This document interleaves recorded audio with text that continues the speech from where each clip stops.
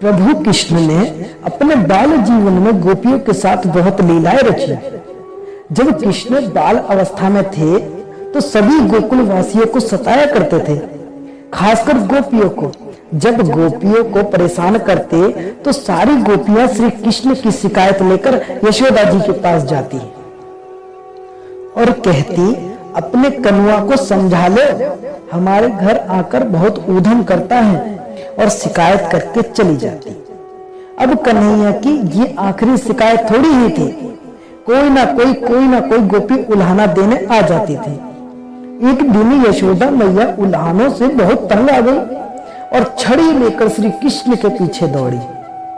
जब श्री कृष्ण ने मैया का क्रोध देखा तो अपना बचाव करने के लिए दौड़ पड़े और भागते भागते श्री कृष्ण एक कुम्हार के यहाँ पहुंच जाते हैं। वहां कुम्हार अपने मिट्टी के बर्तन बनाने में व्यस्त था, पर जैसे ही कुम्हार ने श्री कृष्ण को देखा तो बहुत प्रसन्न हुआ, बहुत खुश हुआ। कुम्हार जानता था कि श्री कृष्ण साक्षात परमेश्वर है, परमात्मा है, पर ब्रह्म है। तब प्रभु ने कुम्हार से कहा, कुम्हार जी, आज मेरी मैया मुझ पर बहुत क्रोधित है और मैया मुझे पीटने के लिए छड़ी लेकर आ रही है मेरे पीछे पीछे, तो भैया आप मुझे कहीं छुपा दो। अब क्या था, कुम्हार ने भी एक बड़ा सा मटका लेकर श्री कृष्ण को उसके अंदर छुपा दिया। कुछ ही क्षणों में मैया यशोदा वहां आ जाती है और कुम्हार से पूछने लगी, क्यों रे कुम्हार, तूने मेरे कन्हैया को कहीं देखा है क्या? लेकिन कुम्हार ने भी कह दिया, नहीं मैया, मैंने कन्हैया को, तुम्हारे कन्हैया को कहीं नहीं देखा। श्री कृष्ण ये सारी बातें उस बड़े से घड़े के अंदर से सुन रहे थे। मैया तो वहां से चली गई थी, पर अब प्रभु कृष्ण कुम्हार से कहते हैं कि कुम्हार जी, अगर मैया चली गई हो तो मुझे इस घड़े से निकाल दो।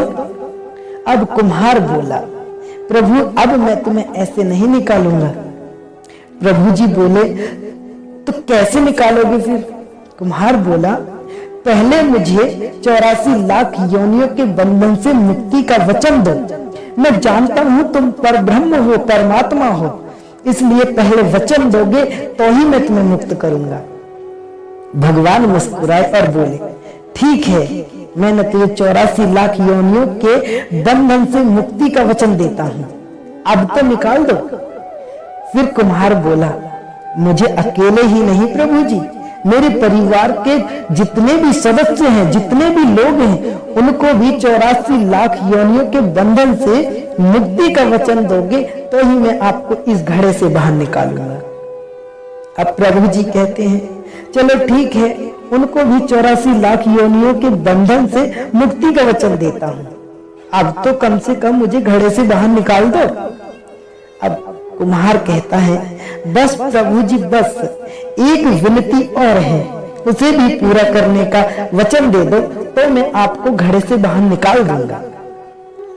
भगवान बोले, वो भी बता दो, क्या कहना चाहते हो? कुम्हार कहने लगा, प्रभु जी, आप जिस घड़े के नीचे आप छुपे हो उसकी मिट्टी मेरे बैलों पर लदकर आई थी और मैं चाहता हूं मेरे इन बैलों को भी 84 लाख योनियों के बंधन से मुक्ति का वचन दो। श्री कृष्ण ने कुम्हार के प्रेम पर प्रसन्न होकर उन बैलों को भी 84 लाख योनियों से मुक्ति का वचन दे दिया। अब प्रभु बोले, अब तो तुम्हारी सारी इच्छाएं पूरी हो गई, अब तो कम से कम मुझे इस घड़े से बाहर निकाल दो। तब कुम्हार कहता है, अभी नहीं भगवान, अंतिम इच्छा और है, सिर्फ अंतिम, उसे भी पूरा कर दीजिए। और वो ये इच्छा है, जो भी प्राणी हम दोनों के संवाद को सुन रहा होगा, जो भी जीव जंतु पशु पक्षी जो भी सुन रहा होगा, उसे भी 84 लाख योनियों के बंधन से मुक्ति का वचन दे दो तो मैं आपको इस घड़े से बाहर निकाल दूंगा। अब कुम्हार की इन प्रेम भरी बातों को सुनकर प्रभु बहुत खुश हुए, बहुत मगन हुए और कुम्हार को इस इच्छा को भी पूरा करने का वचन दे दिया।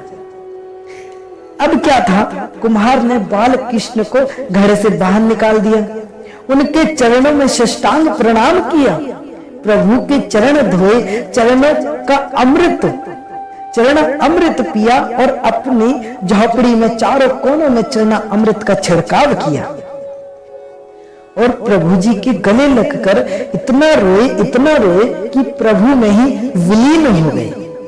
अब जरा सोचिए, जो बाल कृष्ण 7 कोस के लंबे चौड़े गोवर्धन पर्वत को अपनी छोटी उंगली से उठा सकते हैं, तो क्या एक घड़े को नहीं उठा सकते थे?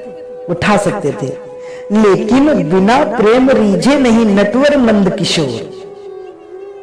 बिना प्रेम के हमारे कन्हैया को रिझाना संभव नहीं है। हमारे संत कहते हैं, कितने भी यज्ञ करो, कितने भी अनुष्ठान करो, दान करो, चाहे कितनी भी भक्ति करो, लेकिन जब तक मन में प्राणी मात्र के लिए प्रेम नहीं होगा, प्रभु श्री कृष्ण नहीं मिल सकते। हरि व्यापक सर्व समाना, प्रेम से प्रकट होए न जाना। मोहन प्रेम के बिना नहीं मिलता, चाहे कर लियो कोटि उपाय, चाहे कोई करोड़ उपाय कर ले, लेकिन मेरे प्रभु प्रेम के बिना नहीं मिल सकते। प्रेम परिचय को पहचान बना देता है, प्रेम वीराने को गुलिस्तान बना देता है। मैं आप बीती कहता हूं गैरों की नहीं, प्रेम इंसान को भगवान बना देता है। देखो भक्तों, इस कथा से हमें एक संकेत मिलता है कि हमें हर जीव से प्रेम रखना चाहिए, हर जीवधारी से स्नेह रखना चाहिए, क्योंकि हर जीवधारी के अंदर आत्मा होती है और उस आत्मा के अंदर ही हमारे परमात्मा साक्षात विराजित होते हैं। हर साक्षात उस आत्मा में रहते हैं, क्योंकि वो आत्मा ही हमारे परमात्मा का अंश है।